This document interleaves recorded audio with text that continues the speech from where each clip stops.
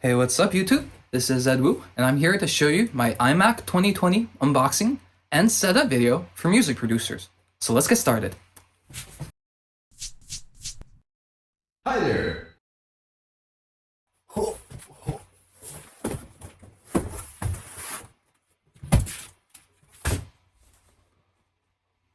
So this is my first time making one of these unboxing videos, so you're gonna have to bear along with me because I really don't know what I'm doing here.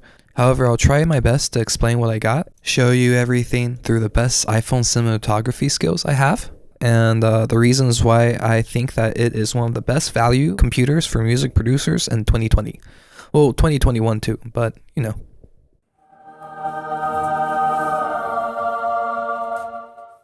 Alright, now that I showed you what the first unboxing layer looks like, let's break down the exact specs of the computer that I got. So first you're going to want to grab the 27-inch $2,300 model, and then you want to select the standard glass because the nano texture glass is really just not worth it. And right now that I'm looking directly at the 27-inch just normal standard glass, I know that I made the right decision.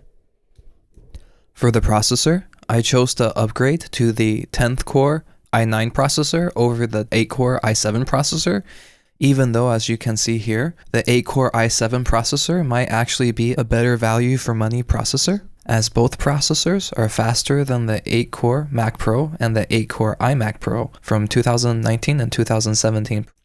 However, given that I want to future-proof this computer as much as possible, and the fact that I tend to use a bunch of processor-heavy effects such as Ozone 8 and Neutron 3, I want to make sure that my creativity wouldn't be hindered by processing power. Also, it's nice to know that your CPU will be able to compete when a new M1X comes out. Hopefully. Maybe. Doubtfully. Anyways, for memory, I just left it at 8 gigabytes because you do not want to be paying Apple for memory, since you can get third-party memory for much cheaper, and I'll leave some links down in the description of where exactly I got mine. However, when it comes to recommending how much RAM you need for music production, I would say get at least 32 gigabytes of RAM, as 16 gigabytes is just not enough. You'll run out of RAM much too quickly once you start to load a few samples and plugins in. For example, as I'm currently editing this video file, I am currently taking up 28 gigabytes of RAM. And then for graphics or GPU, I chose to upgrade to the 5700 XT, although graphics doesn't really have an effect on your overall performance for editing music. Given that, if you ever find that your VU meters or your leveling meters, whenever that is lagging out too much, the graphics could actually help on that, although that's kind of a minor detail when it comes to editing music. Also, the 5700 XT is definitely overkill for VU metering. However, I want to get into editing videos and maybe even streaming a little bit, so I guess you'll see how that goes. And last out of the big upgrades, we have now come to storage. For storage, I chose to get 2 terabytes of SSD storage, although 1 terabyte of SSD storage is certainly enough.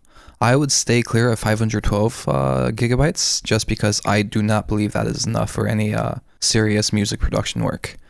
If you have any VSTs or orchestral library sets or just a bunch of samples and you like to save them on your hard drive, you will quickly run out of room if you have a 512 gigabyte SSD. And finally, we have come to the ports and accessories, and for ports, for Ethernet port, I have chose the 10 gigabyte Ethernet port because, again, thinking about future adaptability. And for a mouse or trackpad, I chose Magic Trackpad 2 because the Magic Mouse 2 sucks and I already have a mouse. And that leaves us a total of 3,949 before tax and 4,324 after tax if you live in North California. And if you have educational discount on, you will have 3,589 before tax and 3,930 after tax. Again, that's if you happen to live in North California, and in total, that's about a $400 savings with educational discount. So definitely use your educational discount if you have it. So now one of the big questions I get asked by a lot of my friends is, why did I not wait for the M1X Mac or the M2 Mac and why did I choose to get an Intel Mac in 2021? And to answer that in 2 words, basically, software compatibility. So whenever a new CPU architecture such as ARM comes out, just from experience, I know a lot of the virtual instruments and plugins won't work. And if you don't like my experience as the excuse, you can go on to Pro Tools or whatever DAW of your choice, Waves, Isotope, whatever plugins of your choice, and go to their support website and see what they recommend. And pretty much at this point, all of them recommend you to stay away from buying M1 Macs. Also, if you have been using macOS Big Sur for a while, you'll know that not all of the plugin companies have even caught up to macOS Big Sur. So let me rephrase that for you. A bunch of software engineers from companies like Akai have spent a whole year in isolation.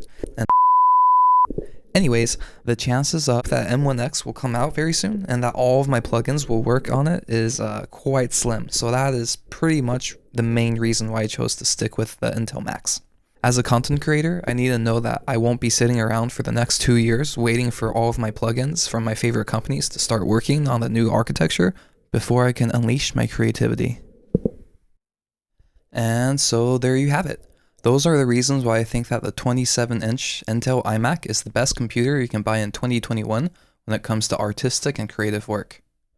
Not only does it outperform the much more expensive iMac Pro and Mac Pro from previous years, it also allows for much cheaper third-party RAM upgrades, which is surely no longer going to be a thing when the new M1X comes out. And in addition, when compared to the M1 and M1X Macs, the Intel Mac actually has the best compatibility when it comes to professional third-party applications, and it might just be the last computer from Apple that features the ability to bootcamp into Windows OS.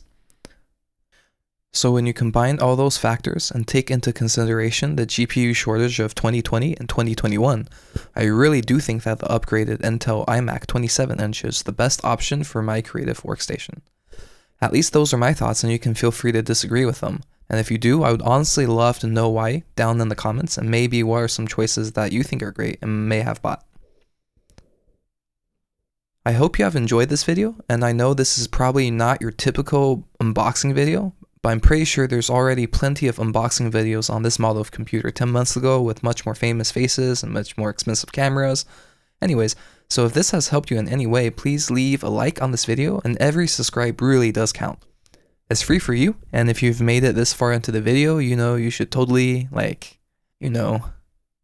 Anyways, all my social media links are down in the description, and until next time, have a lovely day. Ooh, hey, look, the keyboard.